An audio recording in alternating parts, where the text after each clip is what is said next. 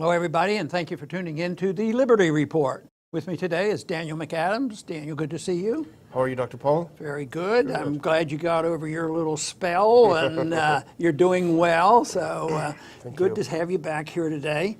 But I want to talk about Cuba and what's going on there. We're expelling Cuban diplomats, and it looks like they're stirring up trouble. It looks like they're trying to undo some of the things we thought were worthwhile that Obama did. It was opening up diplomatic relations and embassies with Cuba, and I don't know exactly what's going to happen. But you've actually had some on-site experience. While we were in Washington, you actually made a trip to Cuba. Unfortunately, even then, you weren't leaving a free country because you couldn't even just fly from here and go to Cuba. You had to go to Mexico in order to make it all legal and above board and go to Cuba. But that was back in '03, and you did get to meet with Cuban diplomats. So that must have been a worthwhile experience. Yeah, it was interesting. It was when I came to work for you in 2001, that was the one thing that I really inherited from my predecessor, was your long-term project to help improve relations with Cuba. And we had really a left-right coalition in the House who were dedicated, the Cuba Working Group I think it was called, who were dedicated to improving and actually to moving toward where we finally got in '15 with President Obama, where restoring diplomatic ties and all that sort of thing. Mm-hmm. Well, you know, in Washington, I claim that on the big issues, the parties come together, you know, war and Federal Reserve and debt. But other times they argue and bicker over it. But I think that something like this, there was a coalition, and it's difficult for me to understand why, if a president like Obama, which he wasn't our favorite president, that if he does something that he fits what we've been talking about and which other Republicans agree with, why the party has to get their back up against the wall and absolutely disagree with them. And that seems to be what happens. So we have talked about this a long time, but now it seems to be a reversal of what Obama tried to do. The embassies were open, the travel was open, people were allowed to fly in this country. Now some of this is being reversed. The travel restrictions are entered into, embassies are being grossly reduced, but it came out of this incident where 21 of Americans, or even though there was a Canadian, got sick all of a sudden. It was sort of a mysterious disease, and nobody fully explained it, and even today they don't know it. So there was talk, were they poisoned, you know, sonic waves sent in there to do things, or could it have been a virus? And I think all that is up for grabs. One thing, though, that I feel certain of is the people who did not like, you know, better relationships with China have used this. They won't let a crisis go to waste, and all of a sudden things have gotten reversed. And we have a president that really has never been in our camp. I don't know whether he said any good things about relationships with Cuba even in the campaign, but he has not indicated, you know, that he's on our side of saying, let's talk to people. You know, the Cold War's over. That's old-fashioned now. But here we are going back and forth trying to sort this out, and unfortunately, it's going in the wrong direction. Yeah, candidate Trump sided, you know, very strongly with the neocons when it came to Cuba. He called the deal one-sided. He criticized it. That helped him with, you know, some of the Florida delegation, the Rubios and Ross Laytons of the world. But he's always been very hawkish on it. But, you know, the supposed attacks, very mysterious. Nobody knows what they are. Nobody has any idea. The symptoms of the attacks are wide-ranging, from nosebleeds, nausea, dizziness, to severe headaches, mild brain damage, hearing and memory loss, supposedly. And so it's the question is, was it some sort of acoustic weapon? They've described hearing things from grinding, blaring cacophony to the sound of crickets, which is a pretty broad range of things. So no one knows what happened, if it was, as you say, a virus, an attack, or something else. But as you point out, it was a good crisis, so therefore you got to reach the conclusion before the evidence. Yeah, and right now, even our own government is not accusing the Cuban government of doing this, and that might be diplomatic about doing that. But the Cuban government, I think, wants to resolve this. I think they like our visitors going to Cuba. I think they're less communistic than they used to be. So they've actually even allowed our FBI to come in and investigate to try to figure out what's going on. They want to know what's going on. But it is very, very strange whether there's some illicit sonic activity going on.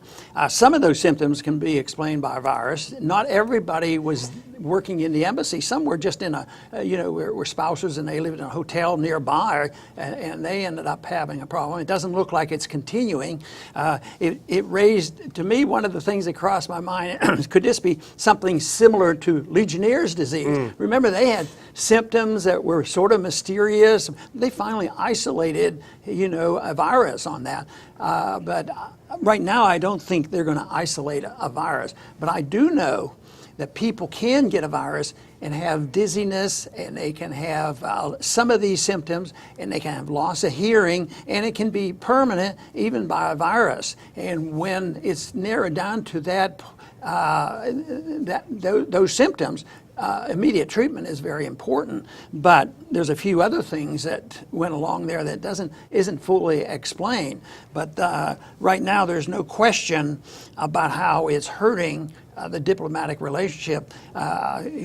First we brought some diplomats home, and then we kicked out a few Cuban diplomats, and now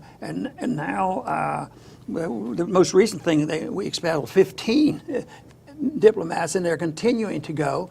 And the travel restrictions, because it was announced that there's a travel warning, all of a sudden, I guess when you take people into the country against a travel warning, your insurance protecting those individuals no longer exists. And the other thing, which I believe this is the case, there are some people who make the case that if you want to talk about relative danger, that right now, if you and I decided to get on a commercial airline and fly to Cuba or any other country in the region, it's probably one of the safest places to go to. So it's not good that things have been reversed, and I just don't see exactly what's going to happen from this because they certainly aren't paying a lot of attention to our viewpoint. The other question to wonder, we don't know. There can be a lot of speculation done. You speculate about a virus. That might be bolstered by the idea that apparently it's unclear whether all these symptoms that people are reporting are related to the so-called attacks. Could be a case of kind of mass hysteria. And if you think about how an embassy operates, and I've had a lot of experience with diplomats over my years, if you think of how an embassy operates in a place like Cuba, you do have a very closed system. Diplomats don't get around very much. They don't mingle in with the local community. They tend to build a real wall around themselves. So you get a lot of groupthink. And so if you have a couple of people get sick and it's mysterious, and it's understandable, you can set off kind of a psychological, so everything would be attributed to that. There's one possibility. Yeah. But let's say the consensus gets around this idea that sonic waves did this. It's scary, yeah.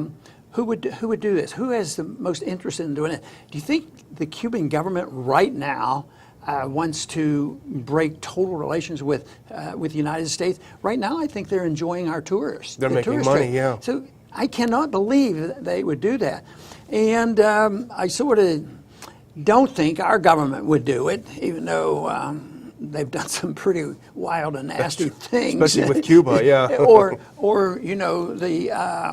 the part of the government that is part of the deep state, some of our secret agencies and spy agencies, they do a lot of things our actual government doesn't even realize that's going on. But who would benefit the most? And it's really the element that never wanted to have better relations with them. And of course, the first senator to say this is the reason we really have to crack down was Rubio. Yeah. I mean, I don't hear of anybody else thinking that they know all the answers. At least he was the most outspoken, and since he represents their view, one way or another, he's delighted. But what if there's somebody else that we don't know about right now who does it deliberately? They could do this, and they're unrelated to our government, unrelated to the Cuban government, but related to a group that, for some philosophic reason, want to end this, and it may be very difficult ever to discover exactly who did it, even if we did know it was a sonic wave. And the other issue, it's been reported that the first people to come down with these illnesses are U.S. intelligence operatives working in Cuba. So that raises another issue that we might wonder. They're involved in covert actions against the Cuban government. Was it some sort of a retaliation against them? Could it have been a third party? Maybe they identified the intelligence operatives that were in Cuba and they launched something, a third party, hardliners on either side. You know, there are so many factors that can be considered when you look at just what we do know. And then the big question, I guess the question for the whole show was, why would you jump to conclusions and start expelling diplomats when we really, the picture's pretty unclear? Yeah, if it's a health matter, that's not the usual thing, unless it was quickly identified as some rapidly spreading disease. But there's no charges made that this is a contagious disease. I mean, it happened, it stopped. That suggests, something, hysterical reactions or some type of a sonic wave or some type of an immediate virus that is not going to spread. But it's unfortunate because this is not going to be easy to reverse. It takes a long time to recover from 50 years of sanctions. Yeah. And then we have the recovery, but then when the setback occurs, it cancels out. This might cancel out 50% of what Obama was trying to do, because the atmosphere right now is not good, even though all the sanctions have not been removed. It actually helps our economic competitors, because they were way ahead of us anyway. They were already in Cuba. But I really believe that the Cuban people, and you met some, the Cuban people would like to see us there, and I believe this government would like to see us there. So it's unfortunate what's happening. Yeah, absolutely. And if I can have a concluding idea, the State Department issued a statement yesterday as to why they're expelling these diplomats. And we like to talk a lot about hypocrisy and irony on the show when it comes to U.S. foreign policy. And the reason why it was cutting embassy staff there was the failure to take appropriate steps to protect U.S. diplomats with regard to their Vienna Treaty obligations. The Cubans have an obligation under the Vienna Treaty to do certain things. All countries do that are signatories, and that's one of them is that the property of that country in the other country is their property, is sacrosanct. It's pretty ironic because just this week, the U.S. security moved into Russian diplomatic space in San Francisco against the will of the Russians. Total violation of the Vienna Treaty. We did it totally blatantly, but that's okay. Not our government. I'm afraid it was. Sometimes we hesitate to use the word our and we, yeah, that's true. Because it shouldn't be so broad.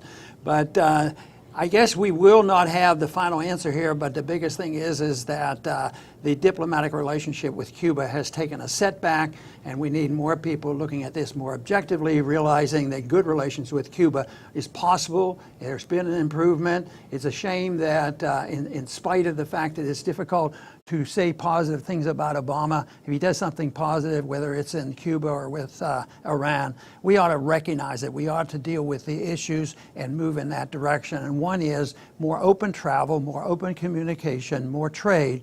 That is one of the most important things that we can do to move in the direction of peace and prosperity. I want to thank everybody for tuning in today to the Liberty Report. Please come back soon.